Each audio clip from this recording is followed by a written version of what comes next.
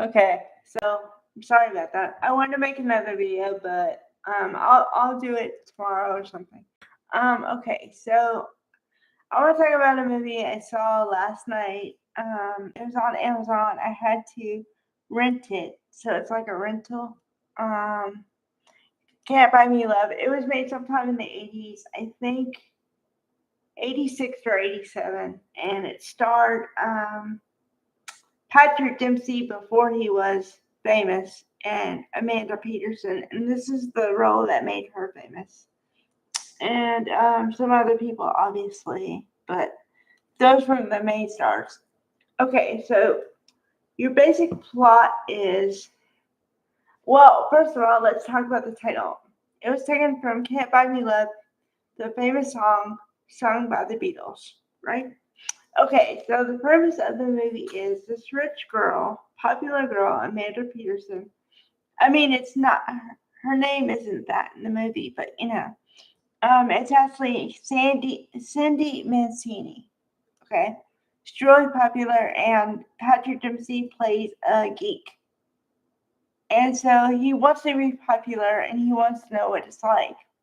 So he gets it in his head that he thinks he has to buy somebody and he's going to buy popularity. So he offers to pay her $1,000 to just hang out with her and date her for a month. And he wants to be popular and see what it's like.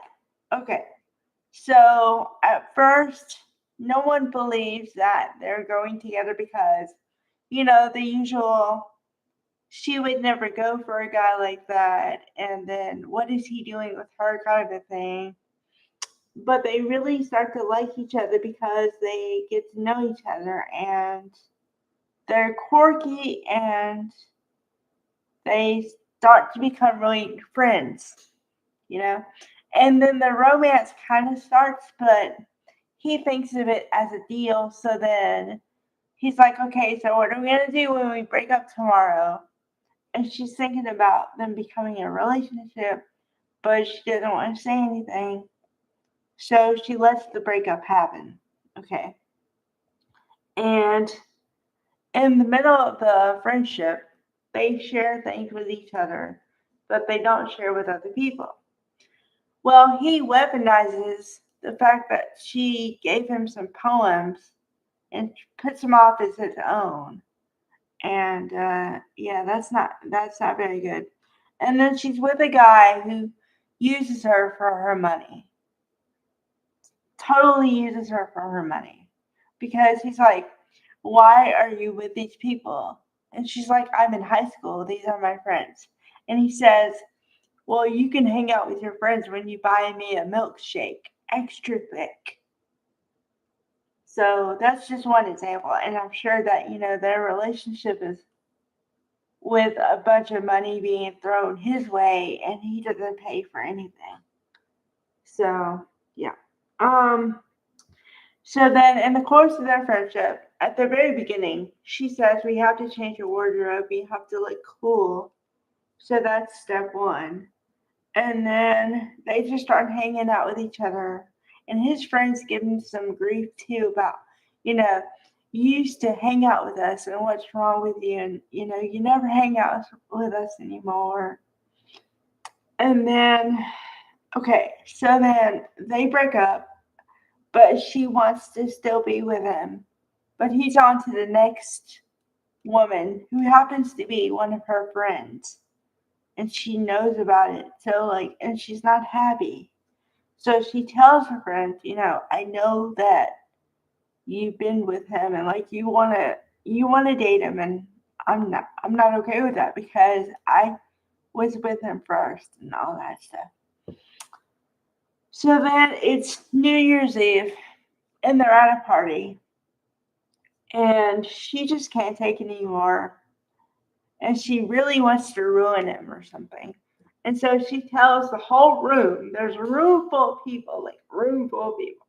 And she tells everybody, well, at least I didn't pay $1,000 to hang out with me, and he paid me $1,000, and you know, he just bought our friendship and all this stuff. So then her stupid boyfriend says, well, that makes you a bad person, because you took the money for the friendships. So then she breaks up with the boyfriend, which she should have broken up with him a long time ago. And then, let's see. I guess it was like at the end of the movie, toward the end of the movie, there's of course the decision time, right? Where they have to decide to be together. And they're gonna buck tradition and all this stuff. And so the final scene is he leaves and like he's given up and he's not gonna pursue her anymore. And they leave on good terms and everything, so it's not like that.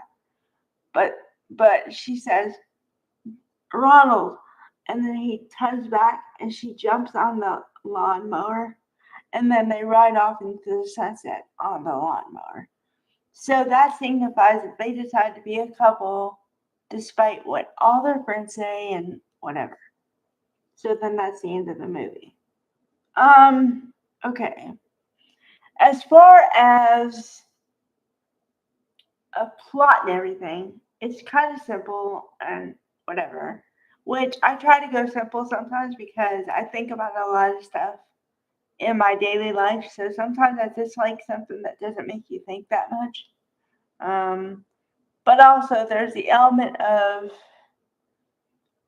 the I don't know, just the thought of that you can buy somebody or buy somebody's attention, affection, whatever. And in today's society, I don't think that's a very good message. I don't think it's a very good message in the 80s either, to be clear. But I think that you need to teach young people that it's about the kind of person you are, your personality, and if you're good to people or not what you have or what you don't have, and that the real people will want you no matter what you have or don't have.